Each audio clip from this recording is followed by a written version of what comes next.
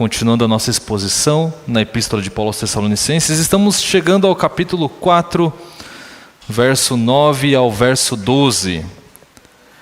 1 Tessalonicenses 4, do verso 9 ao verso 12. Este é o texto que será exposto nesta noite.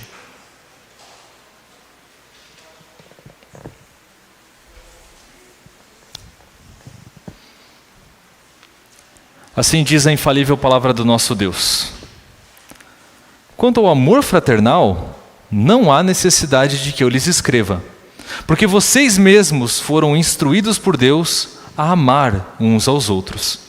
E na verdade vocês já estão fazendo isso em relação a todos os irmãos em toda a Macedônia.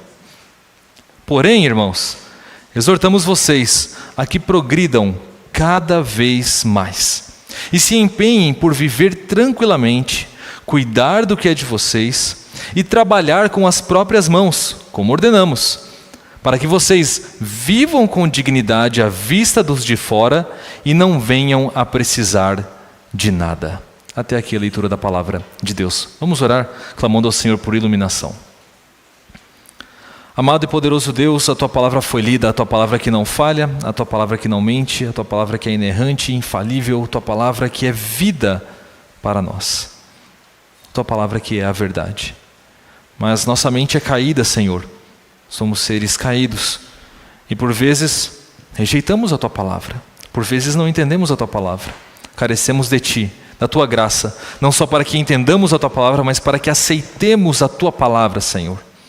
Assim, dá-nos um coração que guarda a Tua palavra para não pecar contra Ti e desvenda os nossos olhos para que contemplemos as maravilhas da Tua lei.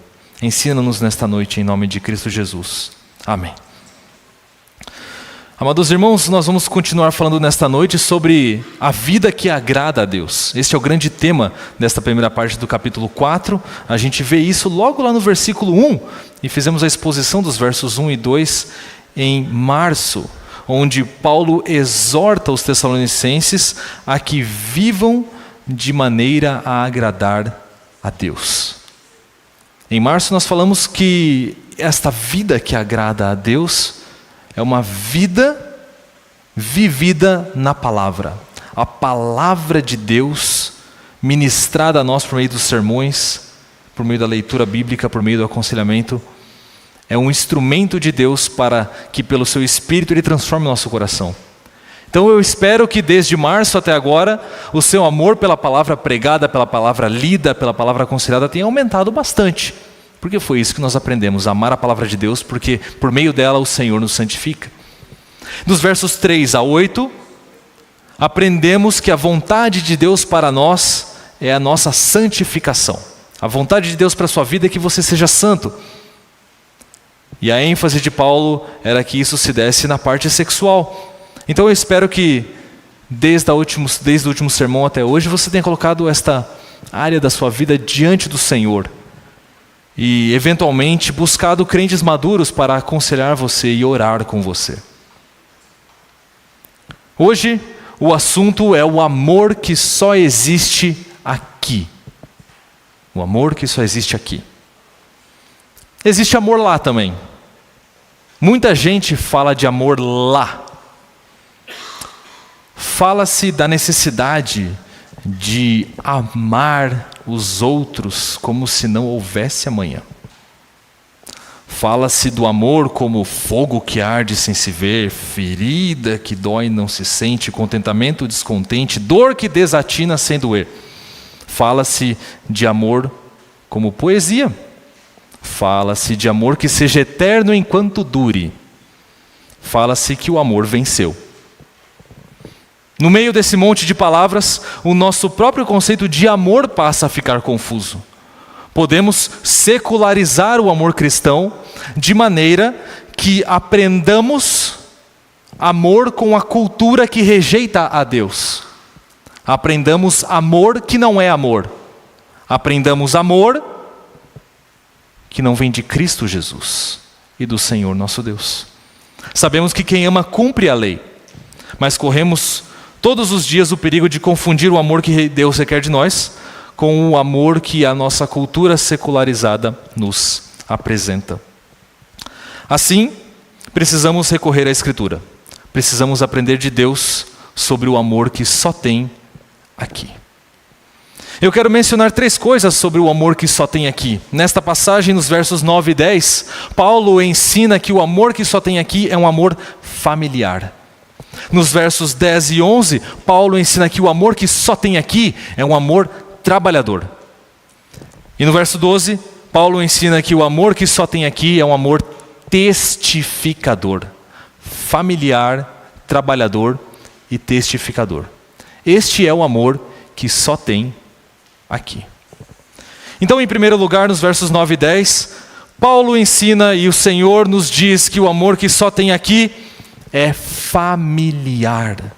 Diz o apóstolo que quanto ao amor fraternal, não há necessidade de que eu lhes escreva, porque vocês mesmos foram instruídos por Deus a amar uns aos outros. A palavra grega traduzida por amor fraternal é uma palavra só, é a palavra Filadélfia. Uma palavra conhecida nossa, é nome de muitas igrejas presbiterianas, é o nome de uma das maiores igrejas do estado da Pensilvânia, onde o reverendo Alberto morou por bastante tempo fazendo o seu mestrado.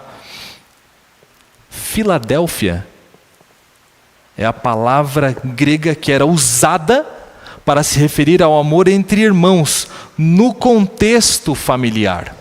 Assim, quando Paulo se apropria dessa palavra e diz que dentro da igreja existe amor fraternal, Paulo está retratando a Assembleia dos Crentes em Cristo Jesus como uma família de irmãos. E certamente o impacto disso naquela época é muito maior do que o impacto na nossa época. Hoje em dia, o conceito de família já está muito mais líquido, muito mais deturpado, talvez signifique muito pouco família. Chamar alguém de irmão e chamar alguém de cara é a mesma coisa. De fato, aqui em São Paulo, todo mundo é mano, né? E aí, mano é irmão, todo mundo é irmão. Todo mundo é família? Várias vezes você entra numa empresa e aí você recebe um cartão, um brinde, ou a fala de alguém do RH, bem-vindo à família. Nós somos a família tal. Por vezes também nós temos uma redefinição de família em termos afetivos. Pessoas que dizem, meus amigos são a minha família. Porque eu gosto demais deles, eles gostam demais de mim, a gente está sempre junto. Tem gente que acha que o pet faz parte da família, meu cachorro é meu filhinho. Tem gente que acha que é possível formar a família com um homem e outro homem. Uma mulher e outra mulher. Porque família é afeição. Será que é isso que Paulo está fazendo aqui? Será que Paulo está redefinindo o conceito de família em termos de afeição? Somos uma família, Igreja Presbiteriana da Lapa. Por quê? Porque eu gosto de você, você gosta de mim, a gente se ama tanto, a gente é uma família. Será que é isso que Paulo está fazendo? Será que eles são uma família porque eles se gostavam muito? E a resposta é não. Não é isso que há na igreja. A igreja não se gosta muito, se ama muito e, portanto, é uma família. Pelo contrário, a igreja é uma família e, portanto, deve se amar como uma família. Somos uma família porque temos todos um mesmo pai e temos todos uma mesma mãe. Paulo está dizendo aos Tessalonicenses palavras de encorajamento. Ele está encorajando a igreja, está dizendo, vocês não têm necessidade de que eu escreva a vocês sobre o amor fraternal. Paulo está dizendo que não precisa ensiná-los a esse respeito. E qual é a razão? A nossa tradução, a tradução que estamos usando agora, que é a NAA, diz, porque vocês mesmos foram instruídos por Deus. Os irmãos sabem, a Bíblia não caiu do céu, a Bíblia foi escrita e ela não foi escrita em português, ela foi escrita em grego. E o texto grego aqui é bem difícil de traduzir. Por quê? Porque o apóstolo Paulo inventou uma palavra nova. A palavra que ele usou aqui não se encontra fora do contexto cristão. Ele usou e alguns outros usaram, provavelmente inspirados nele. Se a gente fosse inventar uma palavra que nem Paulo fez aqui, a gente traduziria o texto assim: não há necessidade de que eu lhes escreva, porque vocês são instruídos. Instruídos. Feio, né? Fica feio. Mas é isso que Paulo fez. Paulo juntou a palavra instruído e a palavra Deus para dizer que os dois são a característica da igreja. O que a igreja é? A igreja é instruir Deus. E aí a nossa tradução, é claro que isso fica muito feio, então a tradução coloca instruídos por Deus. Mas o que é que isso significa? Por que Paulo quis inventar uma palavra nova? O que deixa tudo mais claro é procurarmos no Antigo Testamento qual foi a inspiração de Paulo para fazer isso. Da onde que ele tirou essa ideia de juntar instruídos e Deus? E de fato, fica fácil de encontrar a referência, porque só existe uma no Antigo Testamento, que é Isaías 54:13. O capítulo 54 de Isaías fala da glória de Sião, da glória da Nova Jerusalém, a Jerusalém celestial. E naquele capítulo, Jerusalém é a esposa, o Senhor é o Criador e marido, e o verso 13 diz que todos os filhos dessa Nova Jerusalém, dessa Sião, esposa de Deus, seriam ensinados pelo Senhor. Quando Paulo inventa esta palavra, instruir Deus, ele está juntando as duas palavras gregas que aparecem lá em Isaías 54.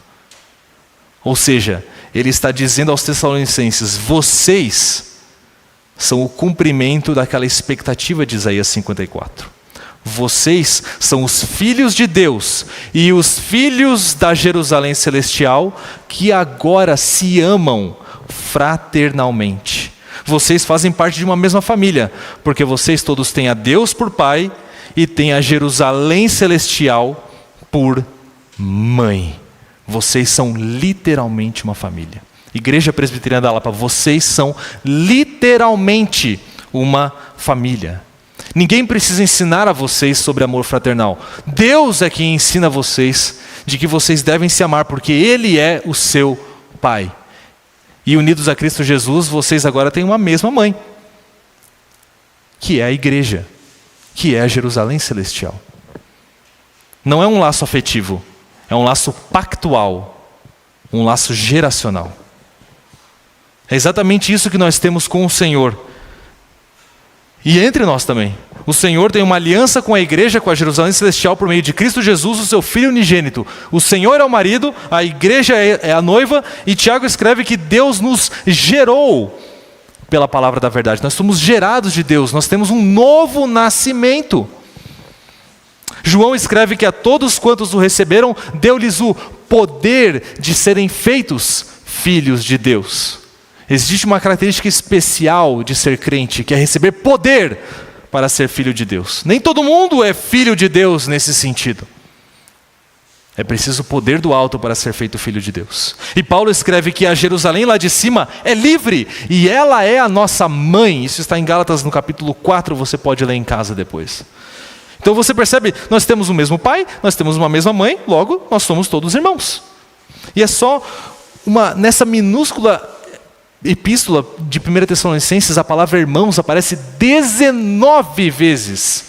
No texto grego, se você contar na NAA, você vai contar só 12. É tanta repetição que os tradutores pensaram: puxa vida, vai ficar cansativo, vamos botar um pouquinho menos? Mas Paulo não quer botar um pouquinho menos, Paulo quer botar o tempo todo, irmãos, irmãos, irmãos, irmãos. Ele quer provar àquela igreja que eles são uma família e que, portanto, são filhos de Deus, família de Deus, e devem se amar como irmãos. Você tem amado a igreja de Deus como uma família? Talvez, se você já se mudou de cidade, você tenha experimentado isso. O fato de você chega numa cidade nova, o que crente faz numa cidade nova? A primeira coisa, acho que talvez ele faça até antes de se mudar, é procurar uma igreja. E aí você chega na igreja, se é uma igreja saudável, o que ela faz com você? Ela acolhe você. E você se sente amado, você sente que conhece aquelas pessoas a vida inteira. E por que eles fazem isso? Porque eles sabem que você é irmão. Eles sabem que você é família. Você tem amado assim a sua família em Cristo Jesus?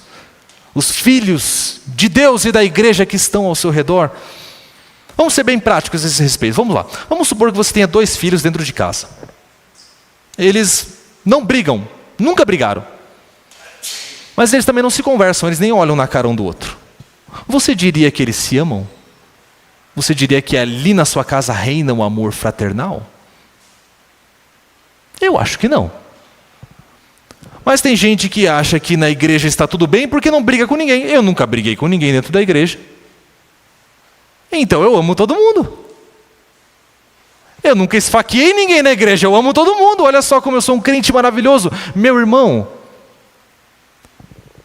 amar não é simplesmente não brigar. Amar não é simplesmente não debochar, não fazer maledicência. Amar é um conceito positivo. Amar é fazer algo. Amar é se dispor sacrificialmente em prol daquele que está do seu lado.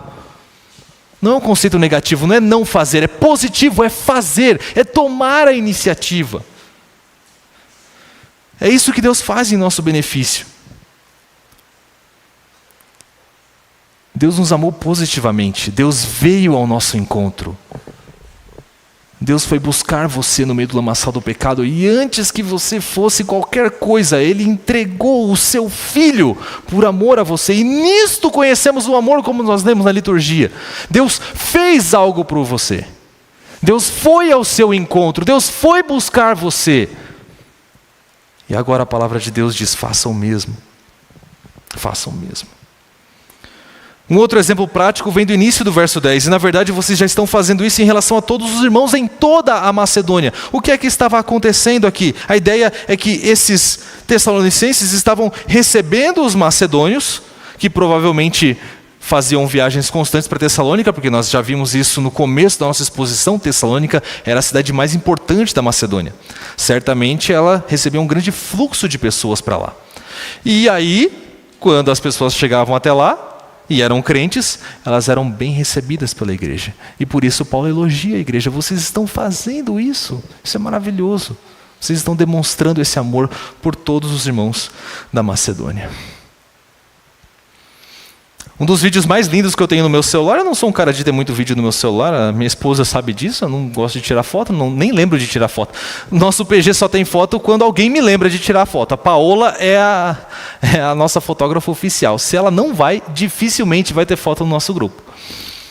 Mas eu tenho um vídeo especial no meu celular, que é o vídeo do dia em que Emily e eu chegamos da maternidade com a Sara, que é a minha segunda filha. A Sofia, os irmãos sabem, é um pouco mais velha, ela tem 1 ano e 9 meses amanhã, e a Sara tem 3 meses. Então a gente trouxe a Sara para cá. A gente sempre falava da irmãzinha, né? Sempre falava. A Sofia sabia que a Sara existia, só não via, né? Ela via só o barrigão da mamãe. De repente a mamãe sumiu, 3 dias fora de casa, e a mamãe voltou. No vídeo, a gente pediu para a nossa sogra filmar, né? A gente queria que esse momento fosse registrado. Minha filha, Sofia, está sentada no sofá, está lendo um livrinho, e a minha sogra filmando, e aí de repente a mãe chega na porta e fala, Sofia. E ela tomou um susto. E aí ela tomou um susto e ela ouve de novo, Sofia, vem cá. E aí ela fecha o livrinho e ela desce do sofá. De fato, antes dela descer do sofá, a porta abre. E quando a porta abre, está a Emily, eu, com a Sara no colo. É a primeira vez que ela vai ver a irmã. Ela vê que tem alguma coisa no meu colo que parece um neném. Ela fecha o livrinho, joga o livrinho para o lado, desce do sofá e começa a correr e dá uns gritinhos assim. Ela não abraça o papai. Ela não abraça a mamãe. Ela vai direto fazer carinho e abraçar a Sara. Direto. É a primeira coisa que ela faz. De fato, é meio difícil fazer ela me abraçar e beijar a Emily depois. Ela quer agarrar a Sara. Ela vai rapidamente abraçar a irmã que ela nunca havia visto na vida, porque ela sabe que é a irmã dela. Quando recebemos irmãos novos na nossa igreja, filhos de Deus, nosso Pai, filhos da igreja, nossa mãe, qual é a nossa reação?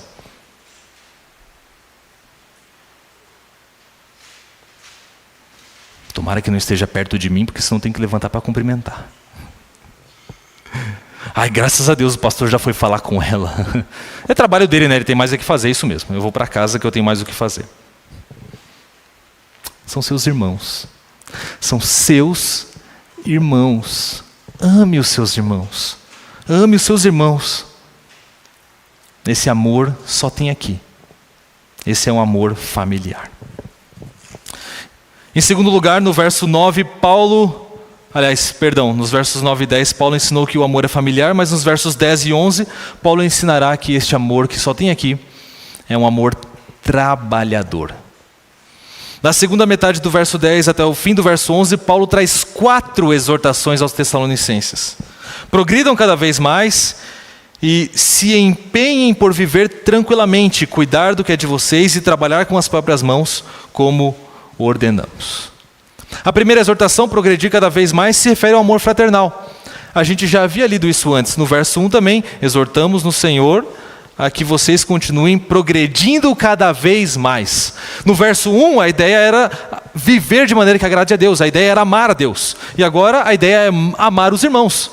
Então, Paulo começa falando, progridam cada vez mais em amar a Deus. E Paulo termina falando, progridam cada vez mais em amar os seus irmãos. João escreveu, e nós já lemos em nossa liturgia, quem ama a Deus, que ame também o seu irmão. Essa é a lei de Cristo. Essa é a forma que Cristo abordou os 10 mandamentos. Amar a Deus e amar o próximo. E é comum nós desanimarmos na nossa caminhada espiritual. É comum desanimarmos do culto. Puxa vida, é sempre a mesma coisa. A gente vai lá, lê, ora, hino, ora, aí lê, hino, ora, cântico, ora, prega, ora. Acabou. É toda vez a mesma coisa, de manhã e de noite. A gente desanima de cultuar a Deus. Desanimamos da oração. Puxa vida, eu estou muito ocupado. Eu não consigo. Deus sabe todas as coisas. Eu não tenho tempo para orar, mas Ele sabe do que eu preciso, Ele vai cuidar de mim. Desanimamos da leitura bíblica. Puxa vida, eu não entendo nada.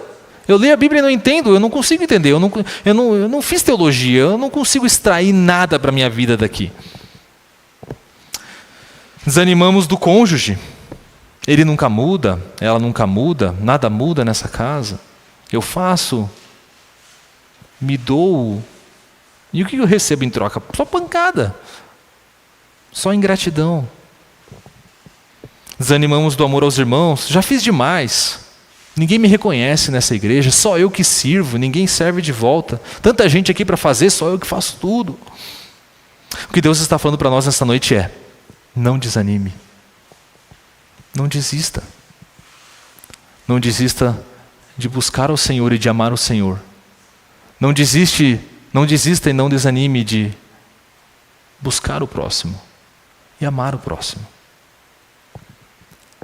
Alimente-se da palavra, ame o seu cônjuge, sujeite-se ao seu irmão, insista, continue, progrida cada vez mais. As outras 3 exortações que estão no verso 11 podem se compor em uma só. A tradução do texto também é um pouco complexa. Se traduzíssemos literalmente, o texto seria assim: desejem ficar quietos, ocupem-se com o que é seu e trabalhem com suas mãos. O que significa desejar estar quieto? O que significa ocupar-se com o que é seu? O que Paulo está dizendo aqui? O que Deus quer daquela igreja? É difícil, o contexto não nos ajuda muito. A gente vai precisar de toda a Escritura Sagrada para tentar entender o que é que Deus quer de você nesse texto. O primeiro lugar, e mais óbvio, é a segunda epístola aos Tessalonicenses, porque lá Paulo vai tratar disso de novo, e lá ele vai ser bem mais incisivo e bem mais claro. Na segunda epístola, Paulo escreve que ficou sabendo de irmãos que viviam de maneira desordenada, sem trabalhar, se intrometendo na vida dos outros e comendo pão às custas dos outros. Parecia que havia um problema crônico naquela igreja de pessoas que não queriam trabalhar e não queriam ser generosos, não queriam amar uns aos outros, viviam inquietos e maledicentes. Isso estava cansando a igreja. A igreja estava cansando de sustentar essas pessoas, de maneira que no mesmo contexto Paulo diz aos Tessalonicenses: quanto a vocês, irmãos, vocês que trabalham, vocês que não estão nessa vida desordenada, por favor, não se cansem de fazer o bem. Eles estavam se cansando de fazer o bem. Pessoas estavam abusando do seu amor, de maneira que rejeitavam o trabalho e viviam: vou tomar um cafezinho na sua casa hoje, na sua casa amanhã, na sua casa amanhã, na sua casa amanhã, e ia lá e ficava fazendo fofoca e fazendo intriga. Por isso que Paulo dá uma ordem bem tácita aos desocupados. Quem não trabalha, também não coma. E, trabalhando em silêncio, comam o seu próprio pão. Trabalhando em silêncio, comam o seu próprio pão. E de fato isso não é exclusivo da igreja em Tessalônica. A igreja que Timóteo estava cuidando, provavelmente Éfeso, também estava assim. Na primeira epístola de Paulo a Timóteo, no capítulo 5, Paulo estipula que a igreja deva sustentar as viúvas de verdade. Ele fala sobre isso, viúvas de verdade. Existem viúvas de verdade e viúvas de mentira, viúvas falsas. Quem são as viúvas de verdade? São senhoras idosas que perderam o marido e, portanto, perderam todo o sustento. Elas não tinham mais como cuidar de si mesmas, mas elas haviam dado uma vida de testemunho na igreja. Servido os santos, criado filhos, sido esposas fiéis, mães zelosas, donas de casa hospitaleiras e compassivas. E quem eram as viúvas falsas?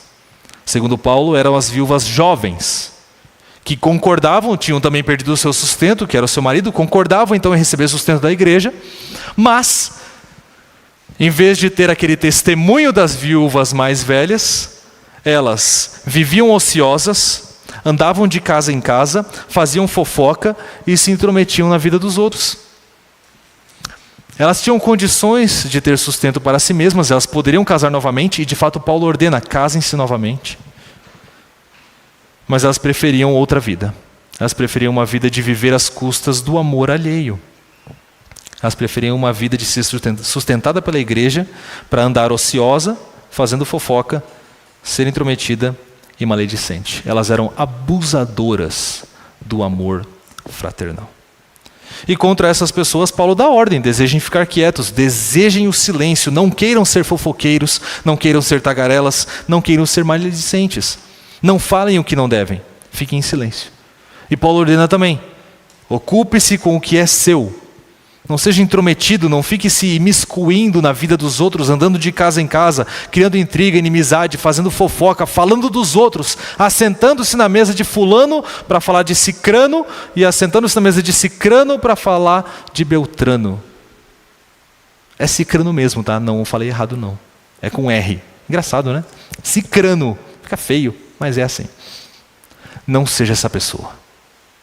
Não seja essa pessoa. Deseje ficar quieto, ocupe-se com o que é seu. E por último, trabalhe com as próprias mãos. Você tem condições de trabalhar? Trabalhe. Não fique sobrecarregando a igreja com os seus custos, se você pode trabalhar para arcar com eles.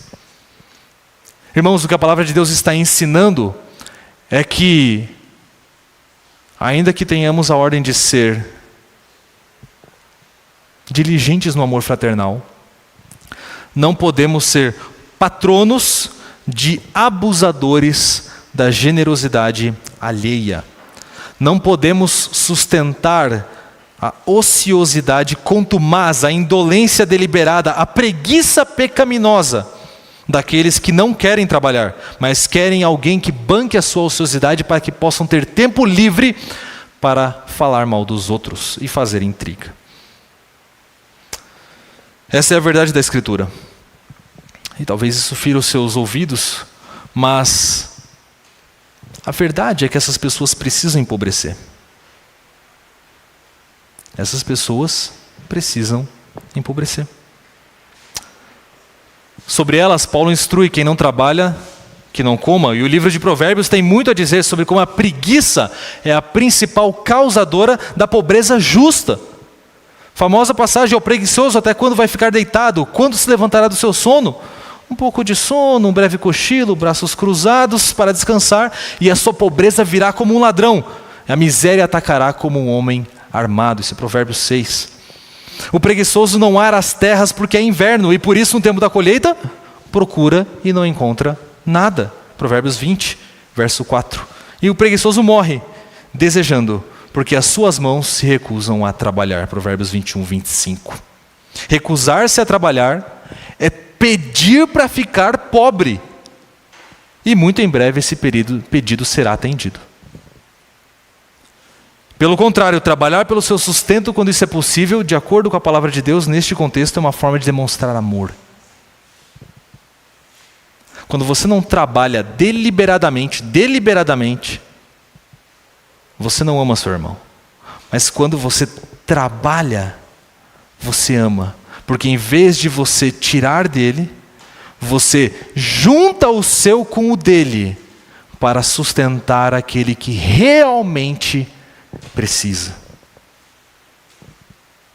Existem pessoas que realmente precisam, e a gente precisa dizer que a questão é complexa dentro da igreja. Precisamos saber discernir entre o irmão que tem necessidade e que é justo que ele seja sustentado, e o irmão que está em pecado, abusando do amor fraternal. Precisamos de sabedoria para, na linguagem de Timóteo, discernir entre a viúva verdadeira e a viúva falsa. Não podemos achar que todo irmão que passa necessidade é um desocupado, que tem que aprender a se virar com o que tem. Pelo contrário, precisamos aproveitar toda oportunidade para estender a mão e ser generoso. Temos irmãos que estão adoentados, temos irmãos que envelheceram, perderam seu sustento, irmãos que sofreram tragédias na sua vida, calamidades inesperadas. Temos irmãos que foram privados do mercado de trabalho a contragosto. E nosso coração precisa estar aberto para essas pessoas. A lista continuaria muito, eu não posso me alongar aqui, mas os irmãos sabem. Existem pessoas que precisam de ajuda e é nosso dever, dentro do amor fraternal, sustentar esses irmãos. Um dia nos envergonharemos muito, meus irmãos, dos tesouros acumulados na terra e não acumulados no céu. Hoje eu já me envergonho das oportunidades que eu tive de ser generoso e de demonstrar amor fraternal, e não o fiz. E certamente os irmãos devem ter experiências assim também. Irmãos, não podemos fechar o nosso coração para a generosidade. A generosidade é a marca do cristão e ela deve brilhar. Isso nos conduz diretamente ao terceiro ponto. O amor que só tem aqui é familiar, é trabalhador e é testificador. No verso 12, Paulo ensina que o amor que só tem aqui é testificador, porque para finalizar essa exortação ele dá uma finalidade, ele dá um objetivo para o trabalho que demonstra o amor fraternal. Qual é o objetivo? Para que vocês vivam com dignidade à vista dos de fora e não venham a precisar de nada. Ou numa outra tradução, não venham a depender de ninguém. O que Paulo está afirmando é que uma igreja que se ama fraternalmente e trabalha para se sustentar e ter com que acudir o necessitado, Efésios 4:28, dará bom testemunho da fé diante do mundo e será economicamente sustentável de maneira que não venha a depender de fontes externas. Imagine, irmão, que belíssimo testemunho é esse. Nós sermos a sociedade que a sociedade civil nunca será. Imagine o mundo olhar para a igreja e ver como ela cuida bem dos seus. Como dentro dela não há ninguém que tem falta de alguma coisa, pelo contrário. Ainda que sejamos diferentes e ainda que tenhamos ganhos diferentes, isso é justo e bom, o rico exerce o ministério do rico e o pobre exerce o ministério do pobre, de maneira que todos andam contentes diante do Senhor. Imagine o mundo olhar para a igreja e não poder negar que aqui existe um amor diferente, um amor que só existe aqui. E depois nós temos a oportunidade de falar, é porque esse amor provém do Senhor. É porque Ele nos amou primeiro, que nós amamos assim. É lógico que eles continuariam nos odiando. Não imagine que a igreja vai conquistar o mundo e vamos viver em flores. Mas ainda que eles continuem nos odiando, e continuem nos acusando, e continuem tentando achar maneiras de nos criticar, se cumpriria a palavra que o apóstolo Pedro escreveu na sua primeira carta, no capítulo 3. Naquilo em que falam contra vós outros, fiquem eles envergonhados, eles que difamam o vosso bom procedimento em Cristo. Porque se for da vontade de Deus, é melhor que sofrais por praticardes o que é bom, do que praticando o mal. E nos dias atuais, irmãos, temos uma grandiosa oportunidade de fazermos exatamente isso. Todos nós aqui estamos bem cientes da tragédia que está acontecendo no estado do Rio Grande do Sul nos últimos dias. São irmãos nossos, muitos irmãos nossos, que perderam tudo. Perderam tudo. Irmãos, eu não estou falando que os investimentos deles na Bolsa de Valores despencaram 50%. Não estou falando que pifou a geladeira, não estou falando que o carro deu perda total. Eu estou falando que eles perderam tudo. A casa inteira foi coberta de água. A estrutura foi comprometida, os bens foram comprometidos. Tudo foi comprometido. E a pergunta é: o que um amor familiar, trabalhador e testificador tem a fazer nesse ambiente, nessa situação? Será que cometeremos o erro tão comum de delegar ao Estado o fazer o bem a esses irmãos? O Estado não foi criado por Deus para fazer o bem. O Estado foi criado por Deus, como diz Romanos 13, para ser um vingador, louvando benfeitores e punindo malfeitores. Quando nós delegamos o amor fraternal ao Estado, nós estamos nos eximindo da nossa responsabilidade com a desculpa de: é para isso que eu pago meus impostos, eles têm mais é que fazer alguma coisa. A responsabilidade é nossa, meus irmãos. É nossa. E é maravilhoso descer as escadas da minha casa e ter dificuldade para chegar na igreja, porque eu não sei se os irmãos viram, está lotado o nosso corredor aqui do lado de doações da Igreja da Lapa, que nós coletamos só hoje, com a graça de Deus. É maravilhoso ver os irmãos se mobilizando, se colocando à disposição. E não, como o reverendo Sérgio falou de manhã, não dando do que sobra, mas tirando do seu. Tirando do seu. Talvez seja o momento disso, irmãos. Talvez seja o momento de despertarmos e dizermos: talvez meu carro novo deva ficar para outro ano.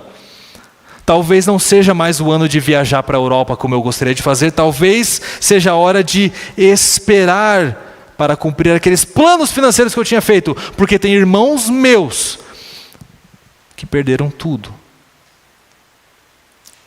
Talvez seja a hora de acionar aquela sua reserva financeira que estava guardada para alguma coisa e tirar uma parte dela.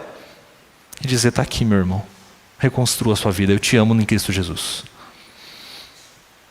Ninguém pode fazer isso sozinho, irmãos. A situação é grande, é complexa, exige grande mobilização das lideranças e elas têm feito essa mobilização. Mas sempre há algo à nossa mão para fazermos. O Senhor sempre dá oportunidade para nós fazermos aquilo que está à nossa mão.